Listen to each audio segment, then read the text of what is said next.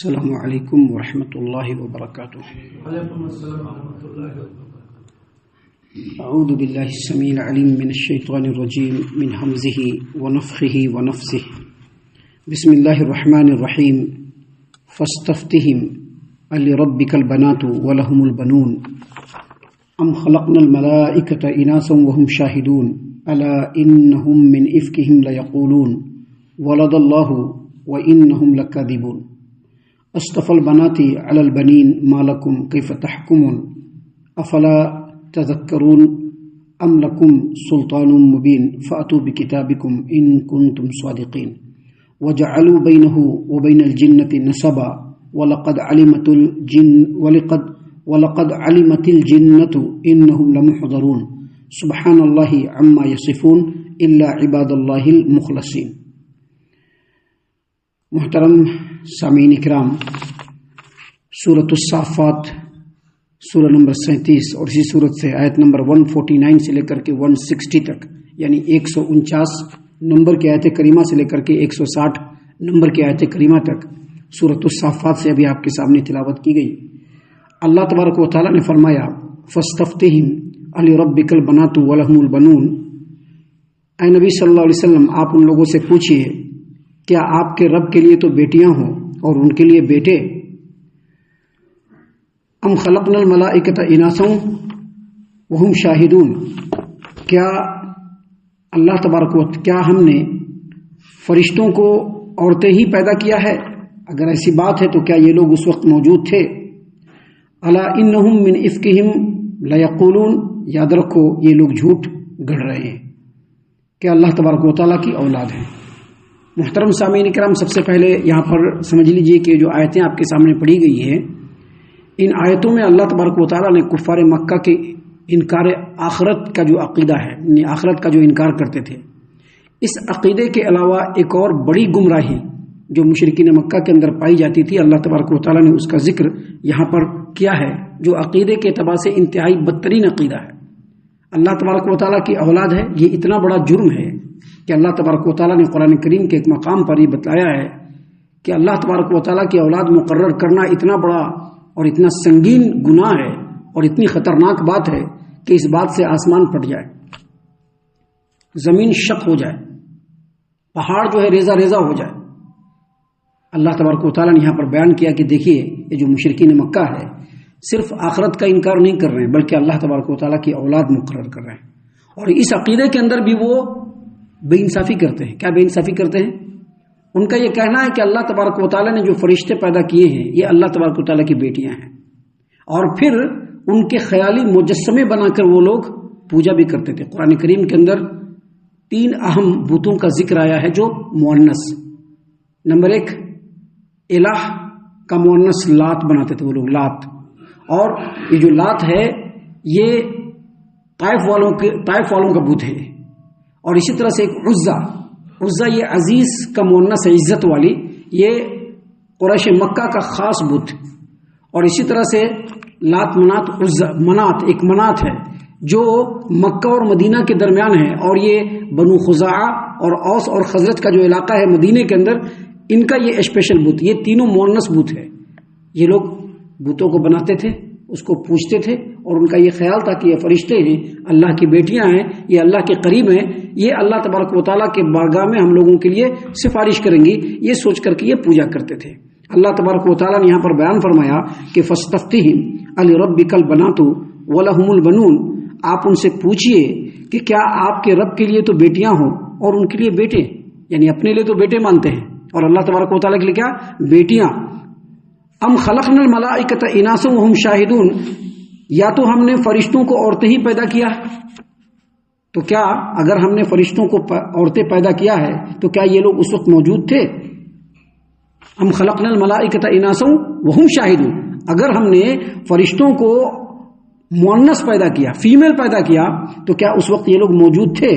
الا انہم من افکہم لیقولون، یاد رکھو یہ لوگ جھوٹ بات گڑھ رہے ہیں۔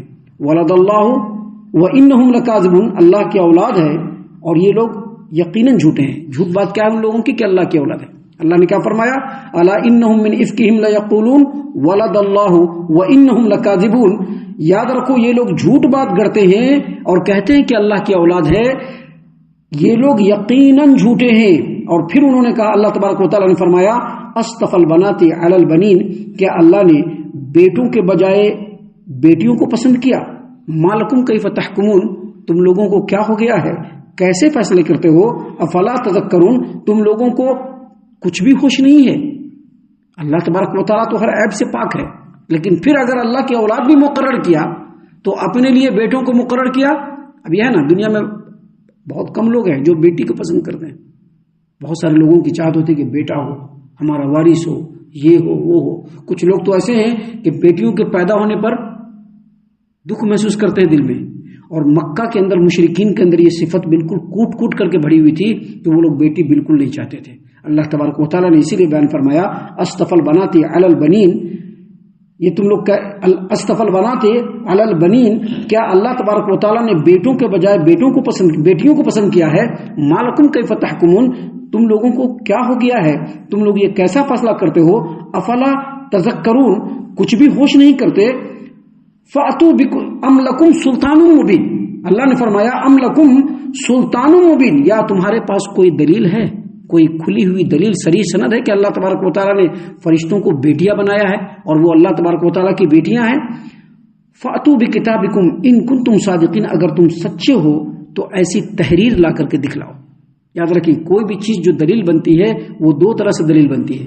ایک یہ کہ اگر کوئی واردات ہو رہی ہو یا کوئی کام ہو رہا ہو تو اس وقت وہ عینی شاہد ہو اور اپنے آنکھوں سے دیکھ رہا ہو. کوئی واردات ہو رہی ہو اور اس کا وہ عینی شاہد ہو، اپنے آنکھوں سے دیکھ رہا ہو، یہ ایک دلیل بنتی ہے. اور دوسری دلیل یہ بنتی ہے کہ کوئی ایویڈنس ہو، لکھی ہوئی بات. اللہ تبارک و تعالیٰ نے یہاں پر بیان فرمایا کہ کسی دعوے کو دو طرح سے ثابت کیا جا سکتا ہے، ایک عینی شہادت سے. اور جب اللہ تبارک و تعالیٰ فرشتوں کو بنا رہا تھا، اس کو پیدا کر رہا تھا، تو کیا مکہ والے وہاں پر موجود تھے؟ کیا انہوں نے دیکھا کہ اللہ تبارک و تعالیٰ نے فرشتوں کو بیٹیاں پیدا کیا؟ حالانکہ فرشتوں کے میل اور فیمیل ہونے کو ہم لوگ کبھی بھی جج نہیں کر سکتے کہ وہ میل ہے یا فیمیل، کیونکہ ہم لوگ کو نہیں پتا ہے، کسی نے نہیں دیکھا ہے. اور کوئی اگر دیکھ دیا، مثال کے طور پر نبی کریم صلی اللہ علیہ وسلم نے دیکھا تو آپ صلی اللہ علیہ وسلم نے بھی نہیں کہا کہ وہ لڑکی ہے یا لڑکا ہے. تو اللہ تبارک و تعالیٰ نے سب سے پہلے یہ کہا کہ اگر تمہارے پاس کوئی دلیل ہے تو بتلاؤ. اگر تم لوگوں نے اپنی آنکھوں سے دیکھا ہے کہ اللہ تبارک و تعالیٰ نے فرشتوں کو فیمیل بنایا ہے اور یہ اللہ تبارک و تعالیٰ کی بیٹیاں ہے تو بتلاؤ. لیکن مکہ والوں کے پاس اس کا کوئی جواب نہیں. دوسری دلیل اللہ تبارک و تعالیٰ نے یہ طلب کیا کہ اگر فرشتے اللہ تبارک و تعالیٰ کی بیٹیاں ہیں تو تم کو یہ بتلانا چاہیے کہ کسی آسمانی کتاب میں، ابھی اللہ تبارک و تعالیٰ کا حکم ہے، کوئی بھی چیز دلیل کب بنے گی؟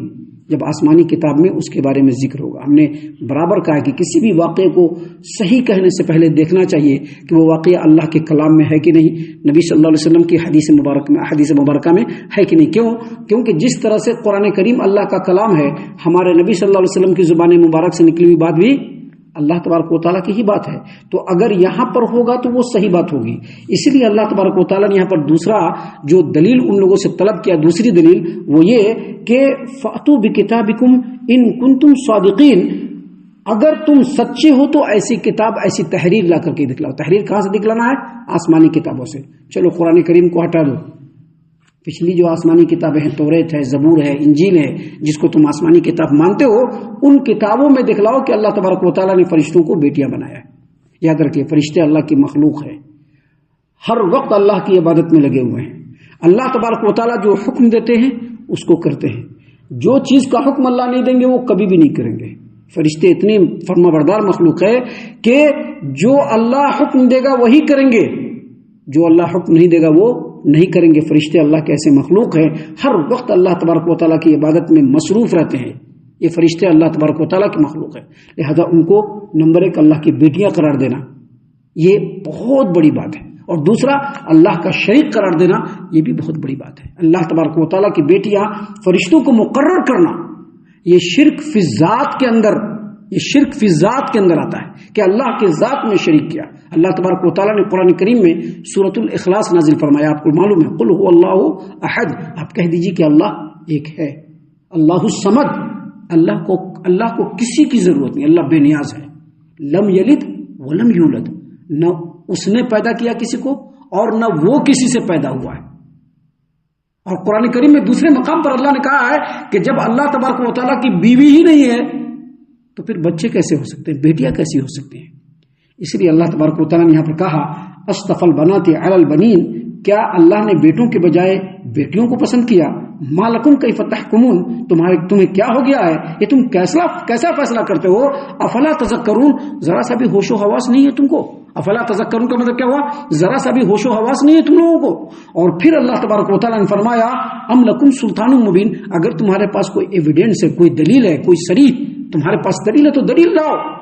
فاتو بکتابکم ان کنتم صادقین, اگر آسمانی کتابوں کے اندر لکھا ہوا ہے تو وہ تحریر دکھلاؤ. سامعین کرام, یہ جو عقیدہ اللہ تبارک و تعالیٰ نے بیان کیا ہے یہ صرف بیٹی بنانے تک عقیدہ نہیں ہے. اللہ تبارک و تعالیٰ نے آگے بیان فرمایا ہے کہ وَجَعَلُوا بَيْنَهُ وَبَيْنَ الْجِنَّةِ نَسَبًا وَلَقَدْ عَلِمَتِ الْجِنَّةُ إِنَّهُمْ لَمُحْضَرُونَ سُبْحَانَ اللَّهِ عَمَّا يَصِفُونَ. ان لوگوں نے یہ بھی کہا, ان لوگوں نے مطلب مکہ والوں نے جنوں کے درمیان اور اللہ کے درمیان رشتہ داری بنا دی. جنوں کے درمیان, جن ہوتے ہیں نا, جنوں کے درمیان اور اللہ کے درمیان رشتہ داری بنا ڈالی. حالانکہ جن خوب جانتے ہیں کہ وہ قیامت کے دن پیش کیے جائیں گے. ابھی جیسے ہم لوگ پیش ہوں گے, ہم میں مجرم بھی لوگ ہوں گے انسانوں میں, ویسے جناتوں میں بھی مجرم بھی لوگ ہوں گے جو اللہ کے سامنے پیش کیے جائیں گے. اور پھر اللہ نے فرمایا اللہ تعالیٰ ان سب باتوں سے پاک ہے جو لوگ یہ بیان کرتے ہیں. یہاں پر سمجھ لیجئے کہ جو مشرکین مکہ جو یہ کہا کرتے تھے کہ فرشتے اللہ تبارک و تعالیٰ کی بیٹیاں ہیں, مشرکین مکہ کہا کرتے تھے کہ فرشتے اللہ تبارک و تعالیٰ کی بیٹیاں ہیں, تو آپس میں پھر وہ لوگ پوچھتے آپس میں کہ اچھا فرشتے اللہ تبارک و تعالیٰ کی بیٹیاں ہیں تو پھر بیوی کون ہے؟ تو وہ لوگ جواب دیتے کہ جنوں کی جو عورت ہوتی ہے نا وہ اللہ تعالیٰ کی بیوی ہے. نعوذ باللہ. جو جنی جو ہوتی ہے نا, جن کی جو مؤنث جنی, وہ اللہ تبارک و تعالیٰ کی بیوی ہے. اور گویا جنوں میں اور اللہ تبارک و تعالیٰ میں دامادی اور سسرالی کا رشتہ وہ لوگ قائم کرتے تھے. اللہ تبارک و تعالیٰ نے یہاں پر اس کا جواب دیا کہ وَلَقَدْ عَلِمَتِ الْجِنَّةُ إِنَّهُمْ لَمُحْضَرُونَ. معلوم ہو جانا چاہیے کہ جن ایک مکلف مخلوق ہے. جس طرح سے انسانوں کو اللہ تعالیٰ قیامت کے دن حساب کتاب کے لیے حاضر کرے گا, اس طرح سے جنوں کو بھی حاضر کرے گا. اور جنوں میں سے اکثر جہنم کا ایندھن بننے والے. تو تم لوگوں کو عقل کو کیا ماتم چڑھ گیا ہے کہ کوئی داماد اپنے سسرالی رشتہ دار کو جہنم میں ڈالے گا؟ تو اللہ تبارک و تعالیٰ ان باتوں سے پاک ہے. اسی لیے اللہ نے آگے کہا سبحان اللہ عما یصفون. جو یہ لوگ بیان کرتے ہیں اللہ تبارک و تعالیٰ ان تمام چیزوں سے پاک ہے. لم یلد ولم یولد, نہ اللہ تبارک و تعالیٰ نے کسی کو پیدا کیا ہے اور نہ اللہ تبارک و تعالیٰ پیدا کیا گیا ہے. ولم یکن لہ کفوا احد. اللہ تبارک و تعالیٰ کا کوئی ہمسر نہیں ہے, کوئی اللہ کے برابر ہو نہیں سکتا ہے. ابھی بیوی ہوتی ہے نا, بچے ہوتے ہیں, بڑے ہو جاتے ہیں تو اپنے باپ کے برابر ہو جاتے ہیں. ہوتے ہیں کہ نہیں ہوتے؟ باپ کوئی بھی کام کرنے سے پہلے بچوں سے مشورہ کرتا ہے کہ نہیں کرتا ہے؟ بیوی شریک حیات ہے, ایک گاڑی کے دو پہیے ہیں, تھوڑی افضلیت ہے شوہر کو, لیکن شوہر و بیوی کیا ہے؟ بالکل ایکول ہے ایک دم. تو اللہ تبارک و تعالیٰ کا کوئی ایکول نہیں ہے. لہذا اللہ نے کیا کہا یہاں پر سبحان اللہ عما یصفون. اللہ تعالیٰ ان سب باتوں سے پاک ہے جو لوگ یہ بیان کرتے ہیں. اور پھر اللہ نے آگے کہا الا عباد اللہ المخلصین, سوائے اللہ کے مخلص بندوں کے جو ایسے تہمت نہیں لگاتے ہیں. یعنی یہ سارے تہمت کون لگاتے ہیں؟ مشرکین. اللہ کے مخلص بندے اللہ کے اوپر ایسی تہمتیں نہیں ڈالتے ہیں اور قیامت کے دن وہ اللہ کی بارگاہ میں گرفتار ہو کر کے نہیں آئیں گے بلکہ ایک مومن بن کر کے آئیں گے. گویا ان آیتوں میں جو عقیدہ بیان کیا گیا اس میں یہ بیان کیا, اللہ نے آخر میں یہ بیان کیا کہ مومنین بندے ان تمام باتوں کو بالکل نہیں مانتے ہیں. سامعین کرام, ابھی آگے اور بھی باتیں ہیں جو اللہ تبارک و تعالیٰ نے اس صورت کریمہ میں بیان کیے ہیں, جس کو انشاءاللہ کل ہم آپ کے سامنے پیش کریں گے اللہ کی توفیق سے. ہم اللہ سے دعا کرتے ہیں کہ اللہ تعالیٰ ہم تمام کو ان باتوں پر خوب غور و فکر اور تدبر کرنے کے ساتھ ساتھ ان باتوں پر عمل کرنے کی بھی توفیق عنایت فرمائے. آمین. اللہ تعالیٰ ہم تمام کو صحیح معنوں میں پکا سچا مومن مسلمان بنائے. اللہ اور اس کے رسول صلی اللہ علیہ وسلم کی اطاعت و فرما برداری کرنے والا بنائے. صحابہ کرام رضی اللہ عنہم کے طریقے پر چلنے والا بنائے. جنت الفردوس میں جگہ عطا فرمائے. اے اللہ ہم تمام کو جہنم سے پناہ دے. اے رب العالمین ہم تمام کو جہنم سے پناہ دے. اے مالک الملک ہم تمام کو جہنم سے پناہ دے. آمین یا رب العالمین. وما علینا الا البلاغ المبین. تبارك الذي نزل الفرقان على عبده ليكون للعالمين نذيرا.